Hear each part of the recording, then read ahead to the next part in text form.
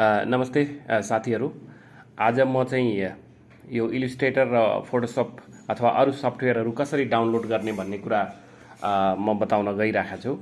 Actually म एउटा कलेजमा टिच गर्छु, त्यहाँ चाहिँ विद्यार्थीहरूलाई यो चाहिएको हुनाले मैले यो तयार गर्न खोजेको। सो स्टार्ट गरौँ है त। सबभन्दा पहिले न्यू ब्राउजर लिने। न्यू ब्राउजर लिइसकेपछि त्यहाँ फोर डिजिटमा है forshared.com भनेर हान्नुहोस्। त्यहाँ आउँछ, एउटा वेबसाइट खुल्छ। यसरी मैले हालेँ, त्यसपछि यो वेबसाइट हो। यसलाई मैले क्लिक गरेँ, यो ओपन हुन्छ। अब यहाँ हामीलाई के चाहियो त्यो कुरा चाहिँ हामीले लेख्नुपर्ने हो। जस्तो मैले यहाँ लेखेँ इलिस्ट्रेटर, होइन?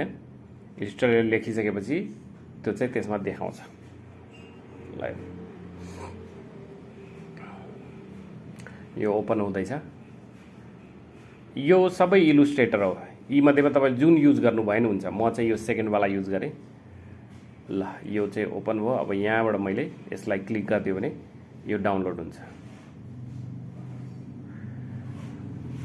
यो चाहिँ अलिकति समय माग्छ उसले 20। अब यसले साइन इन गर्न माग्छ, होइन? त्यहाँ फेसबुक गुगल जे छ त्यही अनुसार हामीले त्यसलाई क्लिक गर्यो भने हुन्छ। जस्तो मेरो अहिले यो कम्प्युटरमा लगइन छैन, मैले फेसबुक थ्रु गर्न खोजेको हो। त्यस कारणले यसले मेरो युजर नेम र पासवर्ड मागिरहेछ। म मेरो फेसबुकलाई एकचोटि लगइन गर्छु। यसरी आफ्नो इमेल एड्रेस र पासवर्ड हाल्ने। त्यसपछि त्यो लगइन हुन्छ। लगइन भइसकेपछि त्यो अटोमेटिक काम गर्न सुरु गर्छ। यसलाई मैले लगइन गरिदिएँ। वेट गरौँ एकछिन। ल यसले चाहिँ 20 सेकेन्ड माग्छ स्टार्ट हुनलाई। सो हामी दिइसकेपछि ल हेर्नुहोस् त यता डाउनलोड हुँदैछ। यो डाउनलोड हुन, किनभने मलाई लाग्छ 1 GB भन्दा अलिक बढी नै छ यसको क्यापेसिटी। सो अलिकति समय लिएला यसले। तर म यहाँ छिटै गरिरहेको छु। यो ओपन गरेँ मैले त्यहाँबाट। यसलाई चाहिँ अनजिप गर्ने अथवा एक्सट्र्याक्ट गर्ने, कसको कम्प्युटरमा के छ त्यही अनुसारले गर्ने। त्यो भइसकेपछि मैले यसलाई कपी गरेर यहाँ डेस्कटपमा ल्याएँ। अब यसलाई चाहिँ अनजिप गर्ने अथवा एक्सट्र्याक्ट गर्ने, जे गरे हुन्छ। सबैको कम्प्युटरमा यो फेसिलिटी हुन्छ। त्यो गरिसकेपछि यो त्यसको फोल्डर बाहिर निकालिदिन्छ। त्यो फोल्डरभित्र गएर हामी त्यसलाई इन्स्टल गरिदिनु पर्ने हुन्छ। ल यो फोल्डर अलरेडी क्रिएट भइसक्यो। यो फोल्डर, यसलाई म यतापट्टि तानेर राख्दिएँ। त्यसपछि यो भित्र जाने। यहाँ क्र्याक छ कि छैन म एकचोटि चेक गर्छु। सायद यसलाई क्र्याक चाहिँदो रहेनछ होला। छैन क्र्याक। सो सिधै म सेटअपमा गएर सेटअप गरिदिन्छु। ल यसलाई मैले डबल क्लिक गरिदिएँ। अब यो सेटअप भइरहेछ।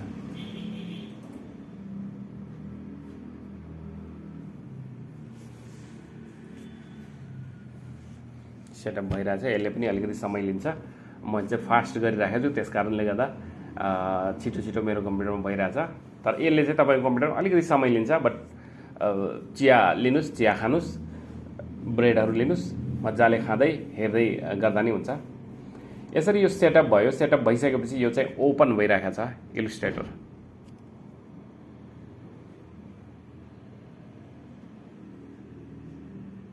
यो चाहिँ पर्मानेन्टली नै हुन्छ। यसमा त्यो ट्रायल भर्सन यताउता केही पनि हुँदैन। जस्तो filehipo.com बाट लियो भने त्यो चाहिँ ट्रायल भर्सनमा मात्रै आउँछ। त्यसलाई हामीले पर्चेस गर्नुपर्ने हुन्छ। तर यो चाहिँ फ्री नै हो। त्यस कारणले गर्दा यो पर्मानेन्ट पनि हो। हामीले अरू केही टेन्सन गर्नु पर्दैन। यो इन्स्टल भयो भनेपछि भयो। जस्तो यहाँ यो फर्दर सेटअपहरू केही एट द बिगिनिङ देखाइराखेको हुन्छ। यसलाई चाहिँ म क्लियर गरिदिन्छु। यो चाहिँ न्यू डकुमेन्ट लिए नै हुन्छ। यसलाई मैले क्लोज गरिदिएँ। यहाँ न्यू डकुमेन्ट लिएँ। यो न्यू डकुमेन्ट लिइसकेपछि अटोमेटिक यो क्लियर भयो। यो भयो।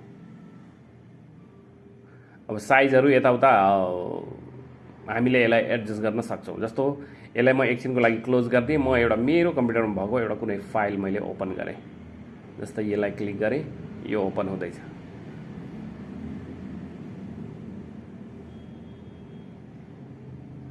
साथीहरू सब्सक्राइब गर्न नबिर्सनु होला। अनि कुनै त्यस्तो केही अप्ठ्यारो भइरहेको छ भने मलाई कमेन्ट गरौँ, म त्यो अनुसार नयाँ भिडियो क्रिएट गरिदिन्छु।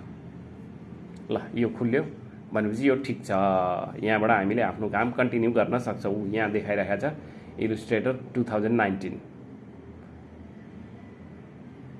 सो यसरी हामी इन्स्टल गर्न सक्छौँ।